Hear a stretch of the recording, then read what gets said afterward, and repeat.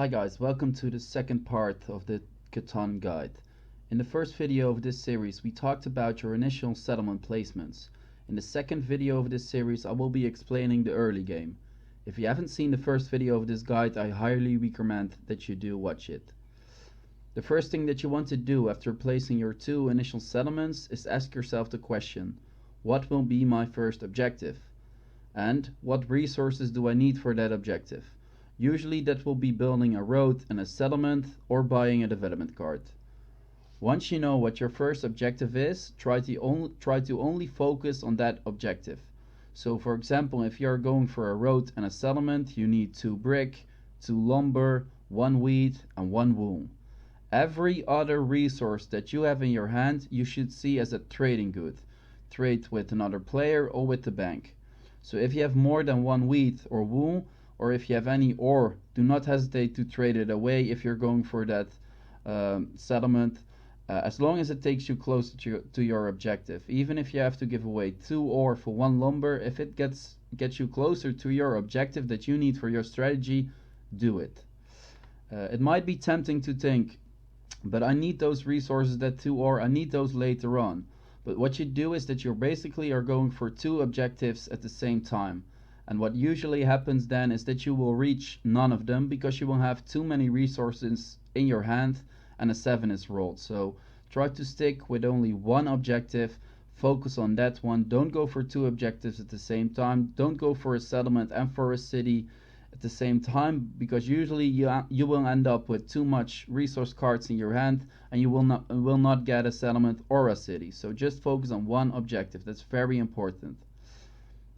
Of course, this is merely a guide and not an exact way to play each game. Sometimes you will not get the resources you need for your first objective and you need to improvise a bit. It's fine to build something else as the objective that you've set if you have no other choices, because it's always better to get your resources on the board than to give them back to the bank. So if you have 6 or 7 resource cards during your turn and you cannot build your objective but you can build something else, just do that, because it's better to get your resources on the board than to give them away, even though technically it didn't get you closer to your objective. So if you get your first objective, you repeat the same steps as I just mentioned. So again, you will ask yourself, what will be my next objective? What do I need for my strategy? You save up for that objective and build it as soon as possible. If you get that objective, you do the same thing. So try to take it step by step and don't think too far along. It's okay to think a bit further on, to be some steps ahead of your enemies, but don't go too far. Focus on that first objective, definitely in your resource management. In your resource management, always make sure that your objective actually fits your strategy. So don't try to look at what do I have in my hand and what can I build with that. Think like this: what do I need? What objective do I need for my strategy to win a game? So if you're playing tall, you probably need development cards, you need cities, and you need 2 extra settlements. If you have 4 settlements and you're playing tall, you don't need anything else. So make sure it fits into your strategy. If you're playing wide, you want to go for roads as an objective, go for a settlement as an objective.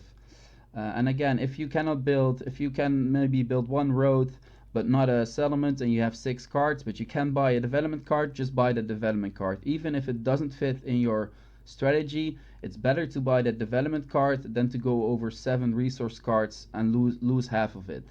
So that's always better. Maybe you get a Years of Plenty card, maybe you get a road building card.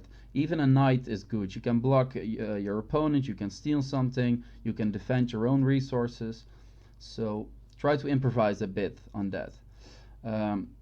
You keep repeating these steps. So you decide an objective, you collect, you save up for it, you trade for it if you have to, and then you go for a second objective, etc., etc. So you do this until you reach 4 settlements or 5 victory points, around that. And at that point you're in the mid to late game and you should change your strategy, but we'll talk about that in the next video.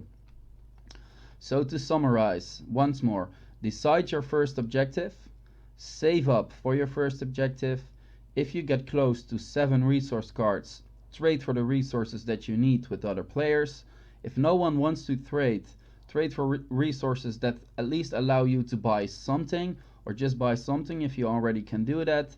And if no one wants to trade, then you can only pass the turn and hope for the best. But even if you have, for example, if you have 5 ore, and you want to go for a development card, and you have 1 wheat but you don't have any wool, so you're very close to a city, you need 1 more wheat, but I still think it's better to give away 4 ore for 1 wool so you can buy that development card.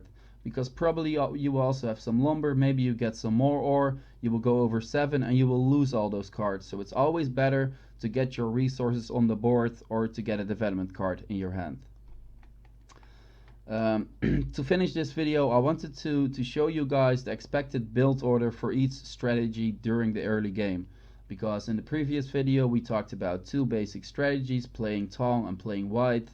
And I want to show you what kinda is the ideal building order for these strategies in the early game. So we'll start off with the tall strategy. You will get 1 knight to defend your resources and to scare off people that roll a 7. They should be afraid of that knight that you have in your hand, because you can place it back on them. So it's a good way to make sure that other players will not block you. And if they still block you, you can defend your resource, and that's very important for a tall strategy. So usually you want to go for a knight first. After that you want to get your 2 extra settlements, and that usually is a very hard objective if you play tall, because you focused on wheat, on ore and on wool, and you need obviously 2 lumber, 2 brick for 1 extra settlement. So in total you will need to find a way to get 4 lumber and 4 brick to get those 2 extra settlements up. You need 4 settlements if you want to win the game. So yeah, try to trade them. Maybe you have a bad brick income from your initial settlements, but you should have focused on wheat, ore and wool. So try to trade with other players. Trade 4-1 with the bank. Get your first settlement on a good harbor for you, so you can get it cheaper from the bank. Anyway, try to get those 2 extra settlements. An optional step is, if you have to use your knight to defend your resources, buy another knight. It's always good, as I said at the first point, it's always good to have a knight in your hand as a defense mechanism. Also, you could get a road building card, or you get a Years of Plenty card, and that really helps you with getting those 2 extra settlements. So if you have used your knight, buy another one before you go for those extra settlements. It could really help you out. One more optional step, but it's risky. You can build a city if you're playing tall in the early game, but usually I think it makes more sense to buy development cards. So I will only build a city in the early game if I actually get the resources that I need for it in my hand. Maybe I will try to trade 1-for-1 with another player, but don't give away your turn in the hope that you will get the resources that you need for a city, because you need 5 resource cards, and the chances that you go over 7 are pretty big. So I think it makes more sense to just buy development cards, even if you're maybe like 1 resource card, 1 ore away, or 1 wheat away from a city, but you do have wool. I think it makes more sense to buy development cards then. Okay, so that's the ideal building order for the tall strategy during the early game. Now let's talk about the wide strategy. If you play wide, the first thing you want to do is scan the board for good spots that are still open and try to get your settlements there. Playing wide is all about expanding fast and expanding in the early game so you can start to snowball. Preferably you can settle somewhere with an ore tile.